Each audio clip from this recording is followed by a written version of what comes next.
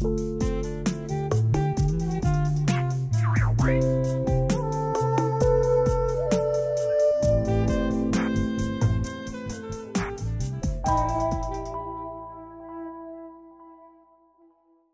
à tous, un petit tirage express où on va aller interroger les cartes sur ce qui serait intéressant là, maintenant, au moment où vous regardez cette vidéo, de mettre en lumière sur quoi les cartes nous invitent à mettre un coup de projecteur. Voilà, des choses qu'on devrait regarder plus particulièrement en ce moment.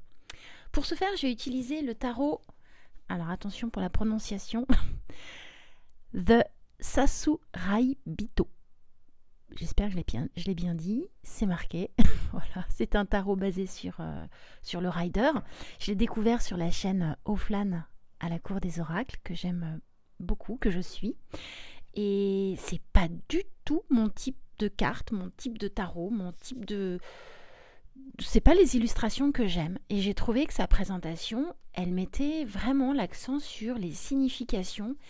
Et je trouve ça hyper intelligent de la part de l'autrice, Stacia Burrington. On sent quand un jeu est créé par quelqu'un qui connaît le tarot et la signification des cartes. Et bien c'est le cas pour ce tarot.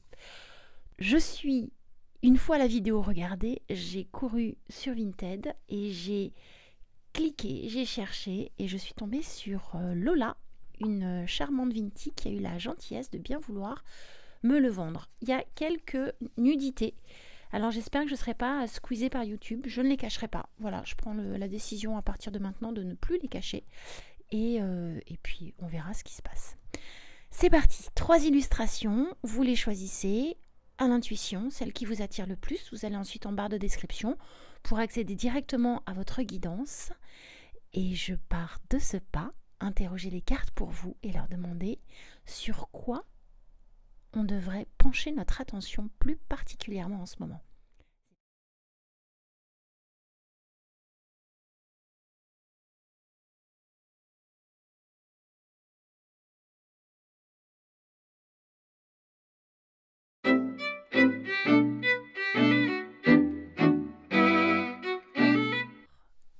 Groupe numéro 1. Ce qu'on vous invite à regarder actuellement dans votre vie de manière générale, à mettre en priorité, peut-être à sortir du placard, c'est cette carte du jugement que j'adore. J'adore cette représentation, ce parti pris de l'autrice qui représente une jeune femme très emmitouflée dans une couette comme dans un cocon et qui a un peu de mal à l'abandonner, ce cocon, donc à passer à la transformation. Le domaine qu'on vous invite à regarder d'un petit peu plus près en ce moment, ce serait peut-être soit en lien avec vos croyances, peut-être votre spiritualité à développer ou à rediriger ou à... Peut-être ce serait aussi le domaine du jugement et du regard qui paraît peser un peu sur les épaules de cette jeune femme qui peut sembler fragile, mais finalement elle a un regard pas si fragile que ça. En plus, on voit le visage moitié dans l'ombre et moitié dans la lumière. Le domaine sur lequel vous pourriez réfléchir en ce moment et sortir de derrière les fagots, ce serait qu'est-ce qui appelle au changement? Qu'est-ce qui aurait besoin d'être changé?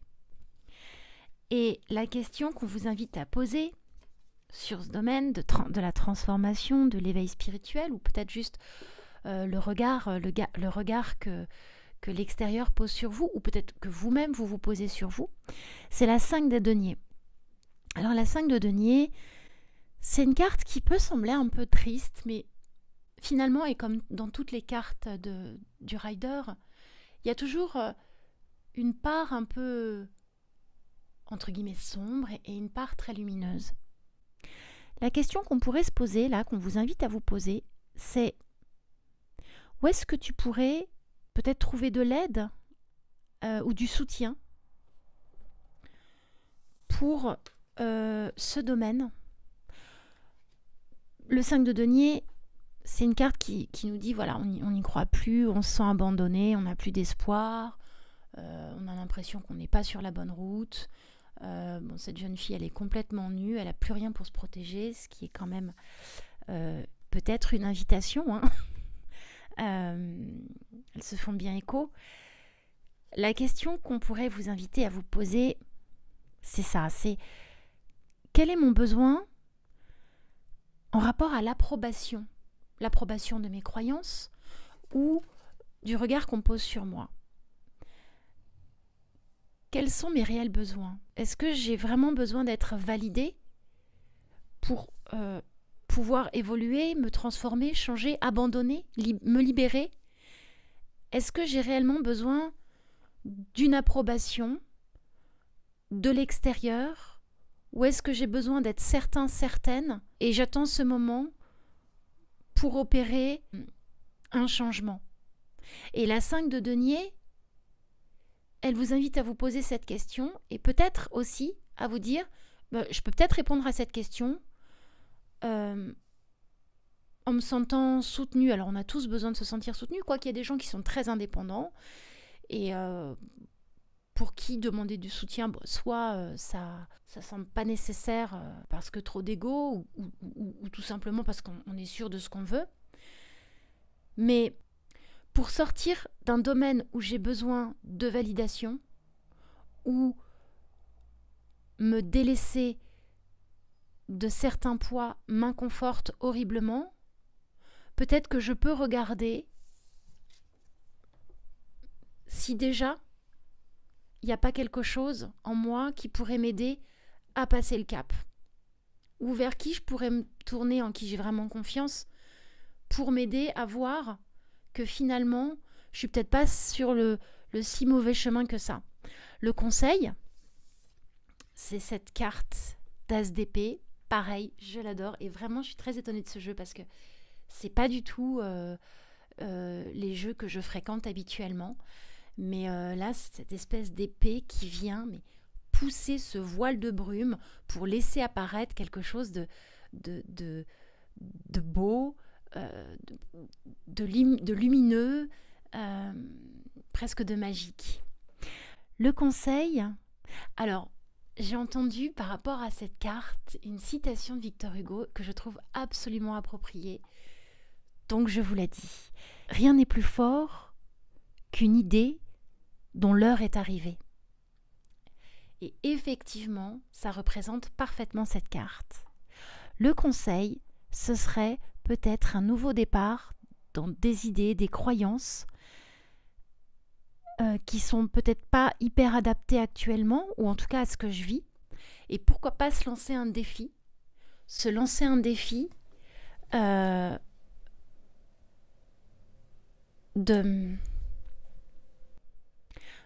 percer, de venir enlever, ôter ce voile, presque ce carcan, cette petite prison douillette dans laquelle on s'est enfermé, qu'on voit peut-être plus. Et c'est un peu le but de cette proposition de tirage. Qu'est-ce qu'on ne voit plus, ou qu'est-ce qu'on ne voit moins, ou qu'est-ce qu'on met de côté, qu'est-ce qu'il faudrait ressortir aujourd'hui, remettre au goût du jour et prendre presque à bras le corps. Et ben, c'est peut-être ça, son rapport à la spiritualité, peut-être se sentir un peu bloqué, ou peut-être trop confortable, ou peut-être trop installé dans quelque chose de spirituel, ou peut-être de protection, d'amour propre, ou cette peur du regard, ou quelque chose dans lequel vraiment on est bien emmitouflé, bien au chaud, qu'il faudrait peut-être sûrement libérer par un lever de voile vers quelque chose d'assez magnifique. J'espère que ce tirage vous aura parlé, vous aura plu, et je vous dis à très bientôt. Salut, salut!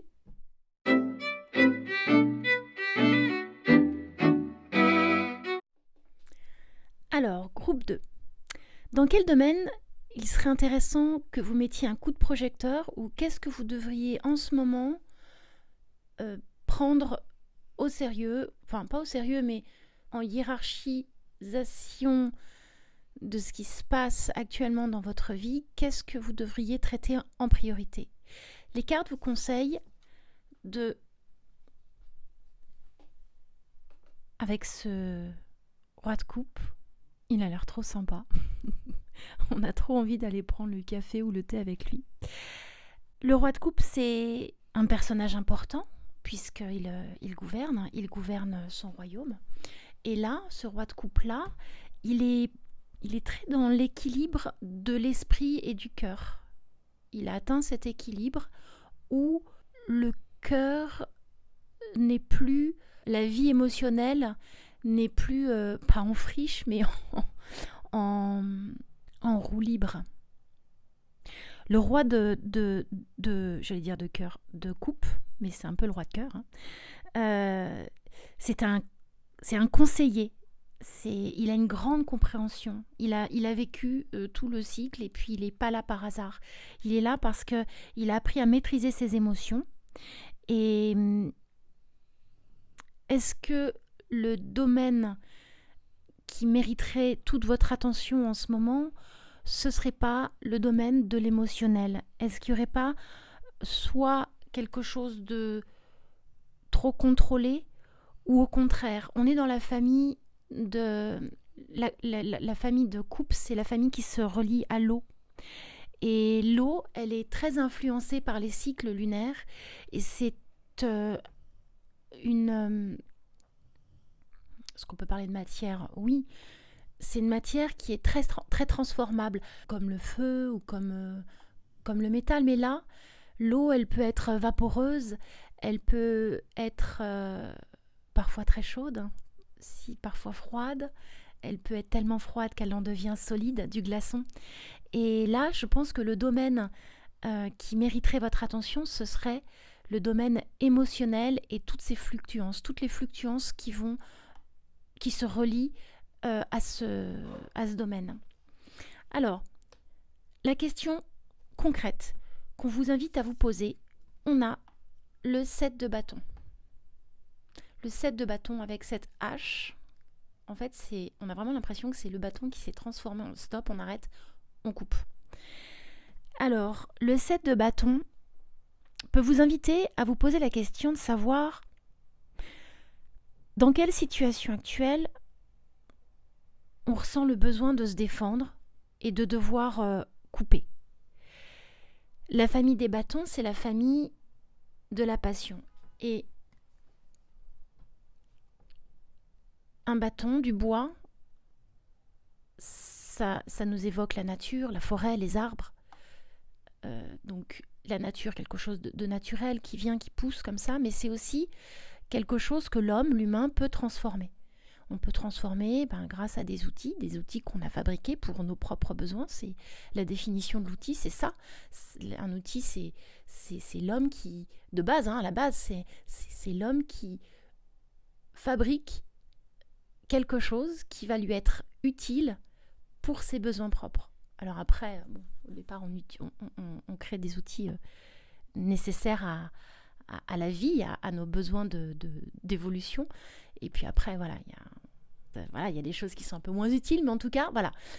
Donc là, cette carte du 7 de bâton, je la vois plus comme un besoin de mettre des limites ou peut-être de prouver quelque chose. On a peut-être besoin de prouver quelque chose, une espèce de force. En tout cas, on défend des convictions ou peut-être des choix. Ça peut être défendre ses choix. Donc la question à se poser, c'est dans quelle situation émotionnelle, si on suit le domaine que nous indiquent les cartes, dans quelle situation émotionnelle je ressens le besoin de me défendre ou je ressens le besoin de vraiment asseoir mes convictions, peut-être mettre des limites ou prouver quelque chose. Une fois que vous avez réfléchi à tout ça et que vous avez relié à ce qui vous semble être peut-être parlant pour vous, la carte de conseil, ça va être le chevalier d'épée. Alors le chevalier d'épée, j'adore cette représentation sur cette carte, parce que habituellement, sur le jeu traditionnel, on voit un cavalier sur son cheval, ça part dans tous les sens, et puis il a ouais, à l'attaque, on y va. Alors que lui, une espèce de calme comme ça, il a l'épée posée sur son esprit. Le conseil, ce serait peut-être de calmer l'esprit justement, peut-être de calmer les idées qui sont trop intenses, ou peut-être une impulsivité ou une détermination qui est peut-être trop envahissante. Et le cavalier d'épée, il est dans la rapidité d'exécution. Le cavalier, il est au service du roi, et celui-ci, on lui dit « Ok, va tel endroit, dans telle tranchée, défends le royaume », il va « Ouais !» il va avec ses troupes, et puis il se demande pas, voilà, il obéit. Il se demande pas si c'est une bonne stratégie, si il obéit, il a confiance, il y va, et bille en tête, et il fonce. Là, le conseil, ce serait peut-être de faire taire le mental, de prendre de la distance et de ne pas passer en force sur un domaine émotionnel qui demande peut-être de ne pas être complètement sur ses gardes, ou peut-être que les limites imposées, elles sont peut-être un peu trop strictes. Peut-être que c'est vous qui vous imposez ces limites-là aussi. Mais si on devait faire la synthèse de ce tirage, le domaine des émotions mérite votre attention actuellement. Et peu importe la situation que vous traversez, la question qui pourrait être posée, qu'est-ce qui me fait me sentir sur la défensive? Qu'est-ce qui me met dans l'inconfort? Et une fois que c'est identifié, peut-être prendre le temps de calmer l'impulsivité, les idées débordantes, peut-être de faire taire le mental, de revenir à soi, prendre de la distance pour pouvoir avoir une situation et une vue d'ensemble plus apaisée, et pouvoir gérer la situation dans de meilleures conditions. Voilà ce qu'on vous invite à sortir de dessous le tapis, ou à mettre en priorité de ce qui se passe en ce moment dans votre vie. J'espère que ça vous aura parlé, que ça vous aura plu. Je vous souhaite une bonne réflexion, et je vous dis à bientôt. Salut, salut!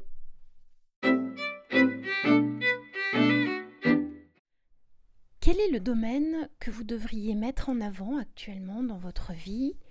Peut-être sortir de dessous le tapis, ou quelque chose que vous mettez un petit peu en second plan, mais qu'il faudrait mettre en lumière. Alors on a le 7 de bâton. Alors c'est marrant parce que le groupe 2 l'a aussi eu, mais pas dans cette position.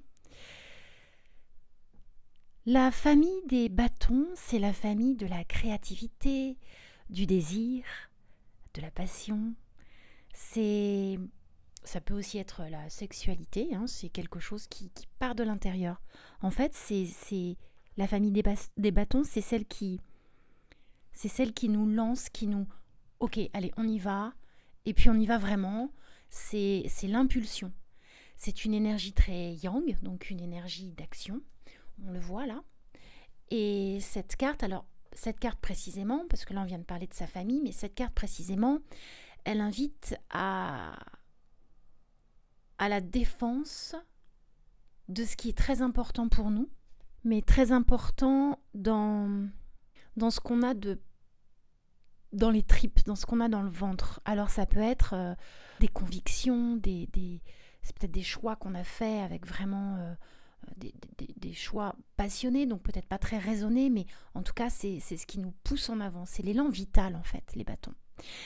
Donc là, je pense que ce qu'on vous propose de sortir de sous le tapis, ou de mettre au plan prioritaire de vos préoccupations, ce serait de l'ordre des relations intimes, de l'amour, ou peut-être d'un projet, un projet créatif, un projet professionnel, ou un projet, je ne sais pas si vous avez un loisir qui vous prend beaucoup de temps.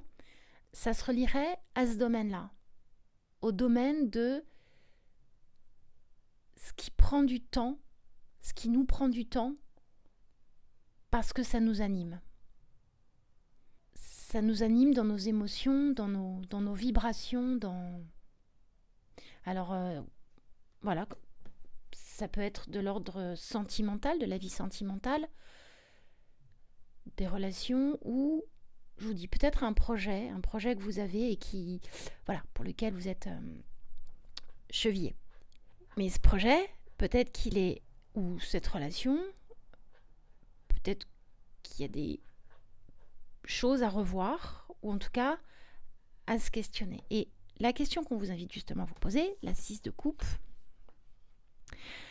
Alors les coupes, c'est plus le domaine du cœur.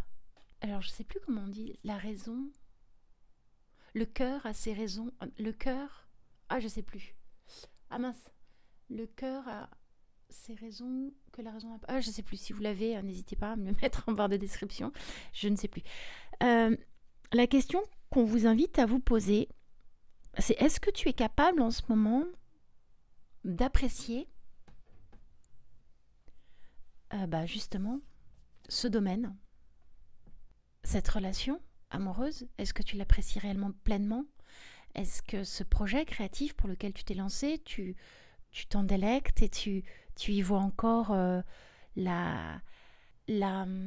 peu comme quelque chose de nostalgique? Est-ce qu'il y a encore du sens dans ce projet créatif qui t'a peut-être tenu à cœur, qui te tient un peu moins à cœur, que tu mets un peu de biais? Est-ce que il ne serait pas temps de se relier à une énergie plus de l'ordre de quelque chose d'enfantin, de l'épanouissement, de l'énergie de l'enfant? Ouais, c'est génial, où on voit les choses un petit peu différentes du réel. La question à se poser, ce serait, est-ce qu'il ne serait pas un peu utile en ce moment de regarder ce domaine avec des yeux de douceur, avec peut-être pourquoi pas des étincelles? Est-ce que tu es réellement capable d'apprécier cette situation, ce domaine en particulier? Qu'est-ce qui pourrait t'apporter une plus grande légèreté et un regard neuf sur cette situation? Et le conseil d'aide, alors on est toujours dans les coupes, j'ai l'impression que c'est très ça ne m'étonnerait pas que le domaine pour lequel les cartes parlent, ce serait de l'ordre du sentimental et du rapport à l'autre dans sa vie amoureuse. Le conseil, la 9 de coupe, c'est une carte d'accomplissement. Et cette carte d'accomplissement, elle passe peut-être par la reliance au désir et au regard d'enfant qui est peut-être un peu perdu. Il faudrait peut-être se questionner là-dessus. Et cette carte du 9 de denier, c'est aussi une volonté que les souhaits se réalisent. Et les souhaits peuvent se réaliser, enfin pas tous, si vous souhaitez gagner au loto, bon, on peut se l'espérer, et je vous le souhaite, mais bon. Mais les souhaits raisonnables, accessibles, pour se réaliser, ils ont peut-être besoin de passer par la contemplation des belles choses qui entourent déjà. Qu'est-ce qui est déjà beau et qu'est-ce qui est déjà chouette à regarder et à conscientiser en se disant j'ai déjà, qui permettrait peut-être de rééquilibrer ce domaine. 7 de bâton, c'est pas rien.